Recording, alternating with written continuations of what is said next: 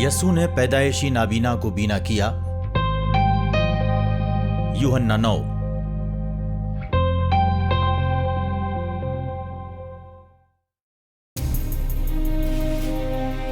रास्ते में यसू ने एक आदमी को देखा जो पैदाइशी नाबीना था।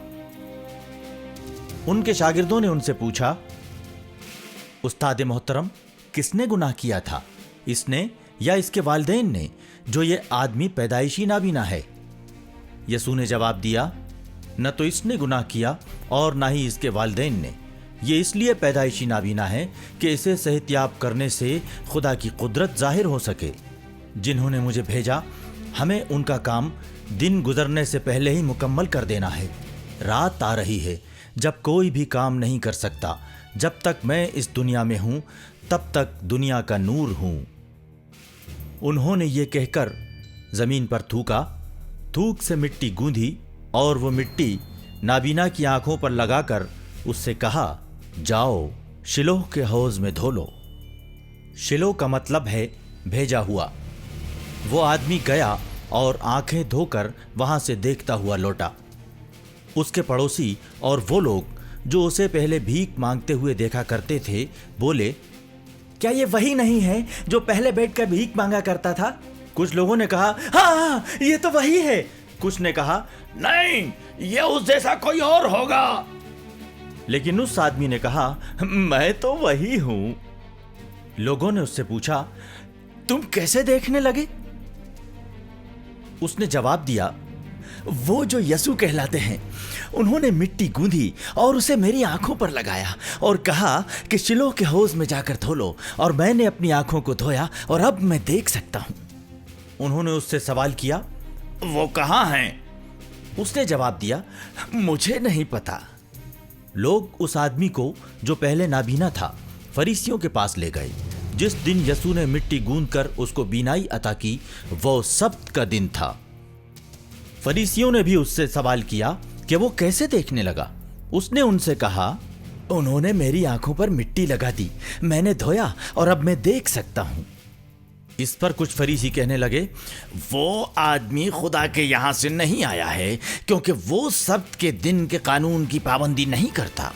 कुछ और लोगों ने कहा, अगर वो आदमी गुनाहगार है तो वो ऐसे मौजिज़े कैसे दिखा सकता है? इस तरह उनमें इख्तिलाफ हो गया। उन्होंने नाबीना से एक बार और पूछा, जिस आदमी ने तुम्हें बीनाई अता की है, उसके मुतालिक तुम क्या कहते हो? वो एक नबी हैं, उसने जवाब दिया। यहूदियों को यकीन नहीं आ रहा था कि वो नाबीना था और अब देखने लगा है। इसलिए उन्होंने उसके वालिदैन को बुलवाया और पूछा, क्या यही तुम्हारा बेटा है जिसके मुतालिक तुम ये कहते हो कि ये पैदाइशी नाबीना था? तो अब ये देख कैसे सकता है? उसके वालिदैन ने जवाब दिया, जी, हम जानते हैं कि यही हमारा बेटा है और ये पैदाइशी नाबीना था, लेकिन अब ये कैसे देखने लगा हम नहीं जानते। हम तो ये भी नहीं जानते कि किसने इसकी आंखें ठीक की। ये समझदार है, इसी से पूछ लीजिए, ये अपनी बात खुद ही बोलेगा। उसके वालिदैन ने ये इसलिए कहा कि वो यहूदियों से डरते थे। यहूदी ये फैसला कर चुके थे कि अगर कोई यसू को मसीह मानेगा तो वो इबादतगाह से खारिज कर दिया जाएगा। यही वजह थी कि उसके वालिदैन ने कहा, ये समझदार है, इसी से पूछ लीजिए। उन्होंने उस आदमी को जो पहले से नाबीना था दोबारा बुलवाया और उससे कहा, खुदा की कसम खा और सच बोल, हम जानते हैं कि वो आदमी गुनाहगार है।